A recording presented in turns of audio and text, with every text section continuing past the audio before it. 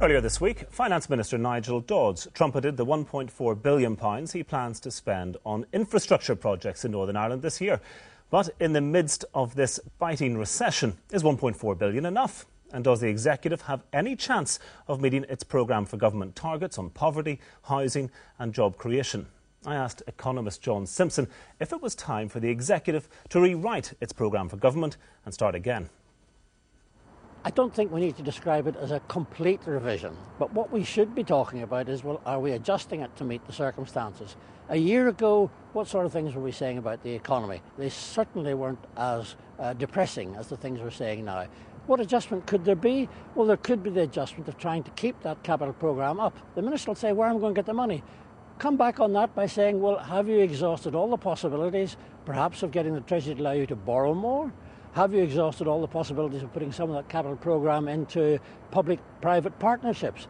What is the flexibility there for expanding your expenditure on the capital programme? What's the flexibility for increasing your labour training programme, the skills programme? One of the things we should be doing now is certainly preparing the next generation for when we're coming out of this recession, because we are, as a region, grossly underprovided with the skills we need. Well, that's the Economist's view. As the jobless figure continues its upward trend, I'm joined now by Employment Minister Sir Reg Empey. You're very welcome. Thank you. The programme for government is barely a year old, and it's clear now that it's dead in the water, isn't it? Oh, no, I wouldn't accept that at all. I think a lot of the priorities that have been set, like putting the economy at the top of the list, which is the first time it has been done in a programme for government, I think that's the right place for it to be. So I don't accept that it's all, the structure's all wrong. What has happened is that a lot of the targets that we had set, such as child poverty and so on, are undoubtedly going to be set back as a result of this. But that doesn't, as John Simpson said, mean a complete rewrite. But what about setback? I mean, for instance, one of the targets is 6,500 jobs that would pay more than the average wage. Unemployment last year was 22,000. The latest report suggests it could be 55,000 by the end of this year. I mean, that is completely gone. Well, it looks as if it's going that way. But just to put it into perspective, Jim, the number of people who were added to the employment register in the Republic in January equals the total number of people on the unemployment register in Northern Ireland. So we've got to keep this into perspective. What we're trying to do, and the Executive, at every meeting now, the economy is on each agenda at every single meeting, and we're looking at this continuously, because we understand that to keep the capital programme up is to help the construction sector. Yes, undoubtedly we'll have to look at things. But already to produce the package we did before Christmas, we took a risk and have overextended ourselves in the financial year. So, I mean, you can take so much risk, but you can't be irresponsible. But isn't it time to be a bit more honest? Nigel Dodds talking about the £1.4 billion, neglected to say that, in fact, a year ago he was talking about £1.8 billion. There's £400 million missing there. Well, we are spending more money this year on capital than ever before, and we are spending more than we did last year. Those are facts. Now, if would I want to see more done? Yes. Do I want to see more done on skills provision? Yes. And we are trying to reorganise our existing budgets to actually address that, and are doing so. The borrowing option, we do have a small borrowing capacity, but equally exploring other ways of getting funds is fine.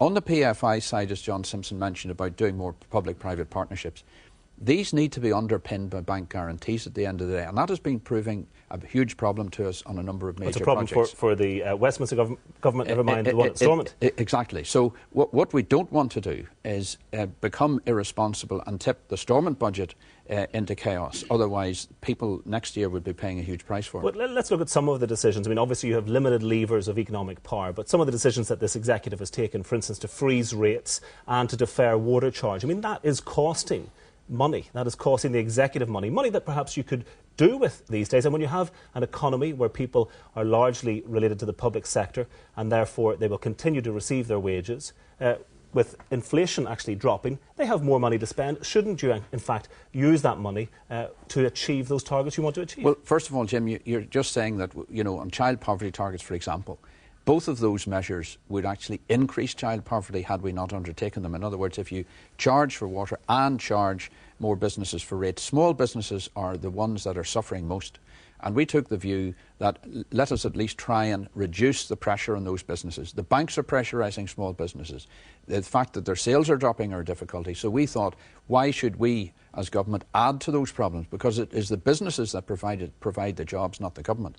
So we took a balanced decision that on merit, we felt it was better to keep that money in the pockets of business and in the pockets of the community rather than imposing additional taxes. But then it has to be a bit more upfront. The executive should be a bit more upfront about saying, well, because of these decisions, we have less money to spend. Well, we have less money to spend. I mean, for instance, the asset sales that we had budgeted for, it has not been possible unless you are going to throw the assets away for next to nothing, and we're not prepared to do that. But all I can tell you is it is number one priorities on the table every single meeting.